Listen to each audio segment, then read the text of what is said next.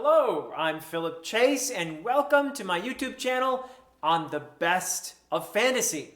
Today's video will be a top 10 adult fantasy story video. So that will be excluding books like J.K. Rowling's Harry Potter and Christopher Paolini's Inheritance Cycle and J.R.R. Tolkien's The Hobbit, Philip Pullman's His Dark Materials trilogy that begins with a golden compass, books of that nature, which I consider to be great books, but for a slightly different audience. These are books that are actually great introductions to fantasy. I'll be doing a video about that, books that are great introductions to fantasy for a younger audience, so be on the lookout for that one. This video will be about the best top 10 fantasy stories for adults. So I'll be upfront about the criteria that I'm going to be using. Just real quickly, I am considering the impact on the genre and as well as world building and characters. I love vivid, powerful characters.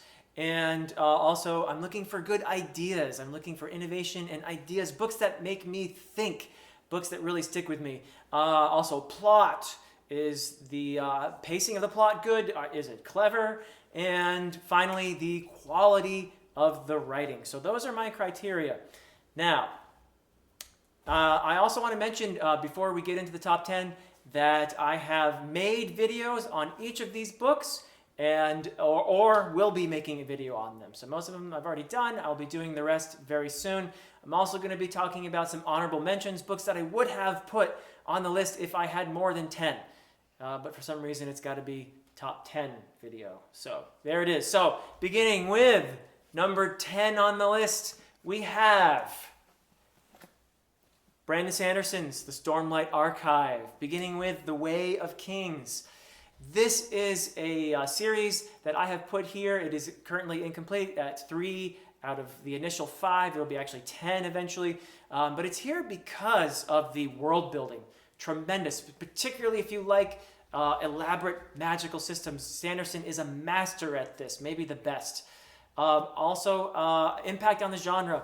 He's been big for the genre, a very productive author. And finally, I think he's also doing a pretty good job with the characters. So, number 10 on the list. Next on the list, we have Neil Gaiman's American Gods. Something... Oh, thank you. Something a little different. Gotta hand it to me this way. Oops. Okay. We have Neil Gaiman's American Gods. So this is something a little bit different.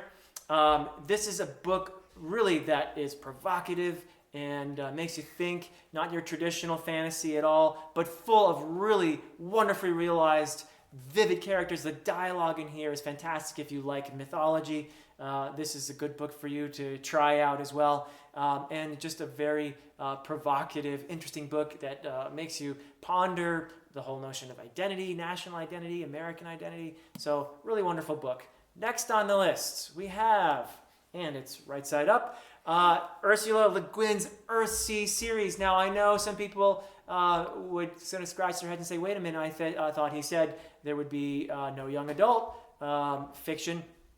And for some reason, a lot of people think this is. I think initially it was billed as young adult, but to be quite frank with you, the Earthsea series is a much more mature bit of writing than most books that are considered young adult these days. In fact, I've seen college students struggle, but they're brilliant stories. They're wonderful, absolutely impactful for the genre, and very thoughtful. So if you enjoy having a good ponder after you've read a book, then the Earthsea books are certainly for you. Next on the list, we have Joe Abercrombie's First Law trilogy. I would also even include some of the books, the standalones that he's written afterwards. So again, another great author. Vivid characters, beautifully paced book. And I would just say that it is a bit on the violent side, so this is definitely one of the grimmer books in the genre, but absolutely just wonderfully vivid, great pacing, and definitely belongs for me on this top 10 list. Next, let's see, who do we have here? Yes. So, the Gentleman Bastard series by Scott Lynch, beginning with The Lies of Loch Lamora. This is another series that's not complete. We're 3 books in. Another book I think I've heard is coming out soon. Talk about great characters. These characters are wonderful. The relationships between the characters are so well done.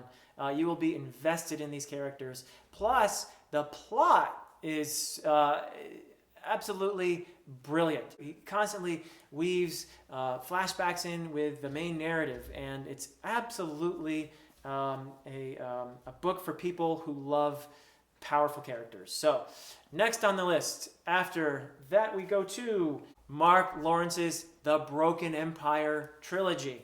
Mark Lawrence, I would say these books that the First Law Trilogy, The Gentleman Bastards, and the Broken Empire Trilogy, all I could put these in interchangeable order, but this is just another really smart book. This is a book for people who love interesting, very flawed characters. The main character, Jorg Ankrath, particularly someone you will at times loathe, but you can't help loving at the same time. And he gives you some great surprises in there. Another great innovator in terms of plotting, and a very thoughtful book. So definitely deserving of its place at number 5. Number 4, Patrick Rothfuss, The Kingkiller Chronicle. I know some people have problems because this series is unfinished, and it's been a little while since the second book in the series came out, and it's been a real long while since The Name of the Wind came out. But I don't think anybody can argue that the characters are just so vivid, so beautifully done, particularly the main character, Kvothe. And I think I speak for a lot of people when I say we're looking forward to the next book. Let Patrick Rothfuss take his time.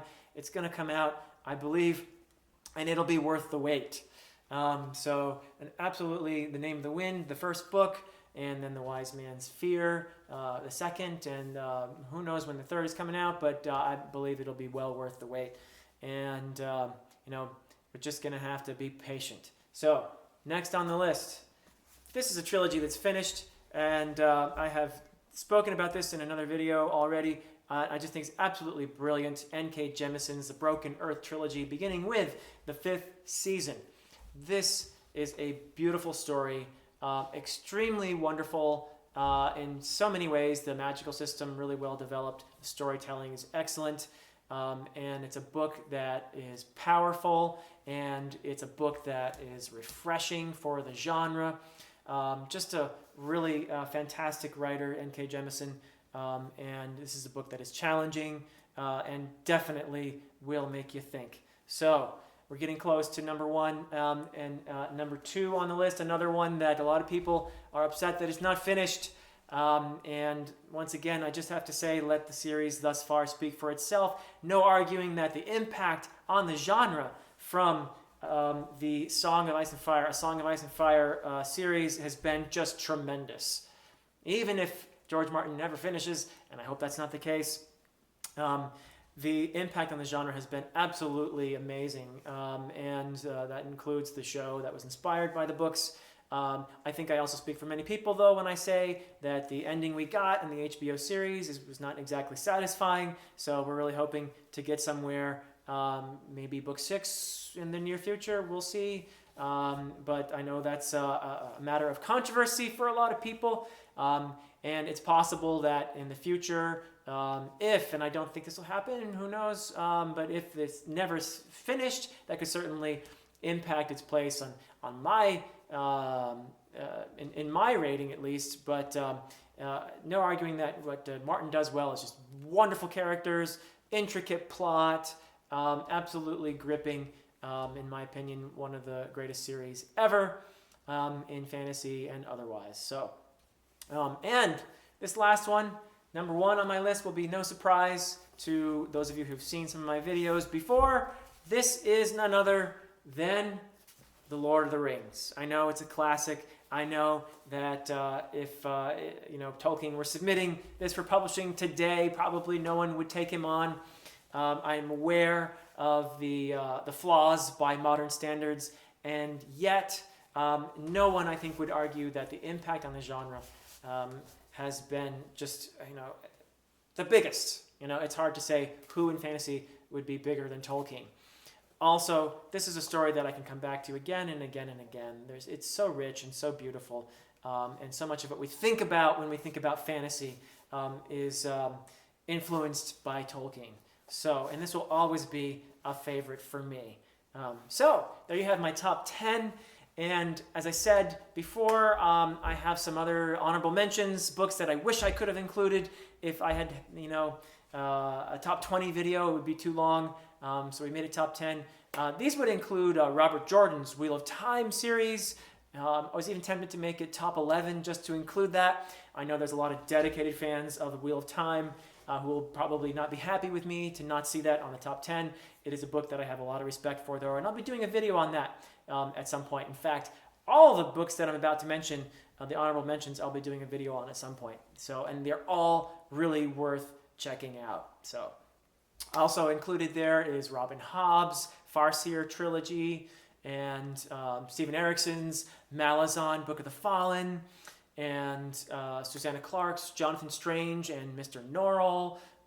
Let's throw in Tad Williams' Sorrow, Memory, and Thorn, and Lev Grossman's The Magician's Trilogy. Really, there's a lot. You could even throw in Terry Pratchett's Discworld books. So the genre is full of great books. That's really a nice problem to have when you're doing a top 10 video. Also want to mention that I'm painfully aware that my top 10 list is mostly a bunch of white men, and I am working on reading more and more books by women and people of color, so stretching myself a bit, and that includes, I recently read Naomi Novik's Uprooted and enjoyed it. And I'm going to be looking at, I hope in the near future, R.F. Kuang's The Poppy War, and perhaps V.E. Schwab's A Darker Shade of Magic. So I've got plans to read some books. So who knows, this top 10 list could change. But I would love it if you would share with me your favorite books. Which books should I have included in the top 10? And which books would you not include that I did include? So I'd love to hear your thoughts. And tell me your favorites as well in the comments. Please leave a comment, like and subscribe if you enjoy great fantasy. And I hope you will join me for my next video. Until next time.